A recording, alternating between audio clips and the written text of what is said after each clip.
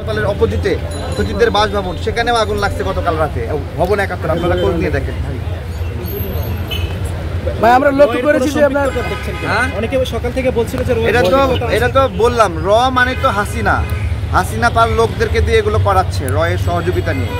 এটা তো স্পষ্ট হচ্ছে, তার তো দেশের প্রতি কোনো মায়া নাই। দেখছেন না, সে মারে ফেলবে, কাটায় ফেলবে, সবাইকে মারো, এগুলো বলছে। তাদের গণহত্যা অভিযুক্ত হওয়ার পরে পালায়ে গেল। মানুষ পালায় কেন? নৈতিকভাবে যাদের পতন হয় তখন তারা পালায়ে যায়। যতক্ষণ নৈতিক পতন হয় না ততক্ষণ সে লড়াই করে। শেখ হাসিনার নৈতিক পতন হয়েছে দেখেই সে পালায়ে গেছে, এখন পালায়ে গিয়ে এখানে ষড়যন্ত্র করছে। এবং আমরা খুবই সন্দিহান শেখ হাসিনার বিচারটাও হবে কিনা। ভাই কি ধরনের তদন্ত কমিটি গঠন করা দরকার বলে আপনি মনে করছেন? আমি কি মনে করব, আপনারা যেটা দেখেছেন আমিও দেখেছি, এটা কিছু মনে করার নাই। স্বরাষ্ট্র উপদেষ্টার বক্তব্য শুনলে আমরা বুঝতে পারবো সে কি বলে। দেখি কি বলে উনি। ভাই ক্রীড়া উপদেষ্টা কিন্তু আজকে বলেছে কিন্তু যে এখানে যে ফ্যাসিস্ট সরকার তাদের যে দুর্নীতি লুটপাট, আপনি দেখেন আসিফ মাহমুদ এই উপদেষ্টাদের মধ্যে সবচেয়ে একজন আমাদের বিপ্লবের কেন্দ্রবিন্দু আসিফ মাহমুদ এবং নাহিদ, ঠিক আছে। অন্য জায়গাগুলো ক্ষতিগ্রস্ত হওয়ার চেয়ে এই আমাদের ভাইদের এখানে ক্ষতিগ্রস্ত হয়েছে।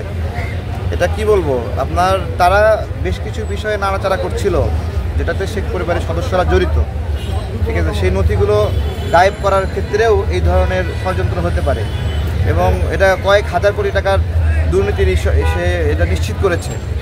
আমাদেরকে একটু অপেক্ষা করতে হবে, একটা দুর্ঘটনা ঘটার পরে অবজার্ভ করতে হয়, দেখি কি হয় এখন। বা এই যে দুর্ঘটনাটা ঘটলো, এতে আসলে উপদেষ্টাদের কোনো রকম গাফিলতি কিংবা তাদের আসলে সম্পৃক্ততা কতটুকু মনে করেন আপনি একজন রাজনীতিবিদ হিসেবে? এখন আমি তো বললাম, স্বরাষ্ট্র উপদেষ্টা যেরকম সারা বাংলাদেশের নিরাপত্তার দায়িত্বে আছে, তেমনি এই সচিবালয়ের দায়িত্বও তার কাঁধেই তো, তাই না? তো ওনার সিকিউরিটি টিম কি কাজ করছিল এখানে, ওনার সার্ভিলেন্স টিম কি কাজ করছিল, ওনার গোয়েন্দা সংস্থা কি কাজ করছিল, এগুলো তো দেখতে হবে। এই যে আওয়ামী প্রতিনিধিদেরকে সরানো হলো না, এর ফলাফল আমরা দেখতে পাচ্ছি। এখন সবাইকে পুড়ে মরতে হবে আমাদেরকে। একটা বিষয় নিশ্চয়ই লক্ষ্য করছেন যে বিদ্যুৎ আগুন লাগছে এই 3 মন্ত্রণালয়, কিন্তু বিদ্যুৎ কিন্তু পুরো সচিবালয়ে নাই।